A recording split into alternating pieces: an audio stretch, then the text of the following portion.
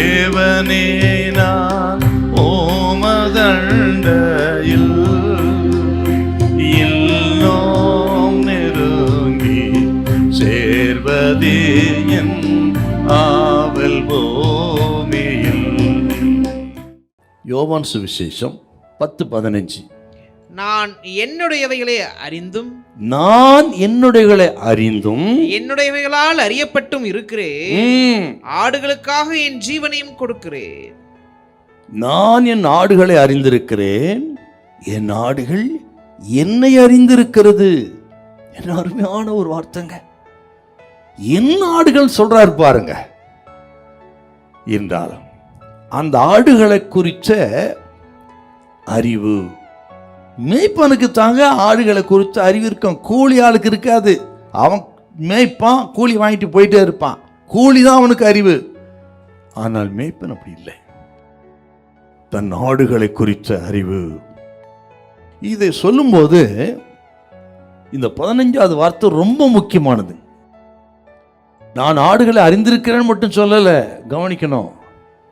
நான் பிதாவை அறிந்திருக்கிறது போல, பிதா என்னை அறிந்திருக்கிறது போல என் ஆடுகள் என்ன அறிந்திருக்கிறது. அப்படித்தான் சொல்றாருங்க. பிதாவுக்கும் இயேசுவுக்கு இடையே இருக்கிற அந்த உறவை சொல்றாருங்க. பிதா என்னை அறிந்திருக்கிறது போல, நான் பிதாவை அறிந்திருக்கிறது போல, நான் என்னுடையவைகளை அறிந்தும் என்னுடையவைகளால் அறியப்பட்டு என்னுடையவைகள் என்னை அறிந்திருக்கிறது. பிதாவுக்கும் இயேசுவுக்கும் இடையே இருக்கிற அந்த உறவை பிரிக்கவே முடியாதுங்க. அந்த அளவுக்கு ஆழமான நெருக்கமான ஒரு உறவு. இதை நீங்க விளங்கிக் கொள்வதற்கு சிலுவைக்குத்தான் வரணும். நிறைய இடத்துல சொல்லுவார் இப்படி, நானும் பிதா ஒன்றா இருக்கிறோம் அப்படின்னு. என் தேவனே, என் தேவனே, ஏன் என்னை கைவிட்டீர்? மத்தேயு 27:46 வருது. ஏன் அப்படி சொன்னார்னா, பிதாவாகிய தேவன் இயேசு கிறிஸ்துவை சிலுவையில இமைப்பொழுதிலே அவர் கைவிட வேண்டும். அவர் மரித்தால்தான் உலகத்துக்கு ரட்சிப்பு வரும். அதுக்காகத்தான் உலகத்துக்கு வந்திருக்கிறார்.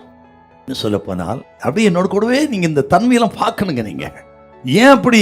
பிதா என்ன அறிந்திருக்கிறார், நான் அறிந்திருக்கிறேன், அதே போல் என்னுடைய அறிந்திருக்கிறேன், என்னுடைய என்ன அறிந்திருக்கு. ஏன் சொன்னான்னு கேட்டீங்கன்னா, பிதாவுக்கும் இயேசுக்கு இடையே இந்த ஆழமான உறவு போல நமக்கு ஆண்டவருக்கு உறவு இருந்து விட்டால் அவர் நல்ல மேய்ப்பனா இருப்பா. ஒரு குறை நமக்கு இருக்கான்னு அர்த்தங்க.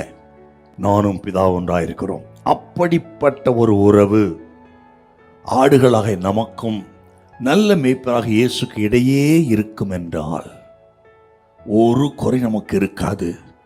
நம்ம போஷிப்பார், நடத்துவார், நாம் அவருக்கு சொந்தமா இருப்போம், சொத்தா இருப்போம். அவர் நமக்கு சொந்தமா இருந்து பசும் புல்வெளியிலே நம்ம நடத்தி, அமர்ந்த தண்ணீரண்டிலேயே நம்மை நடத்தி, ஜீவனோட நாளெல்லாம் நன்மைக்கு தொடர்படி செய்து நமது காரியமெல்லாம் ஜெயமாக இருக்கும். ஹல்லேலூயா, ஹல்லேலூயா.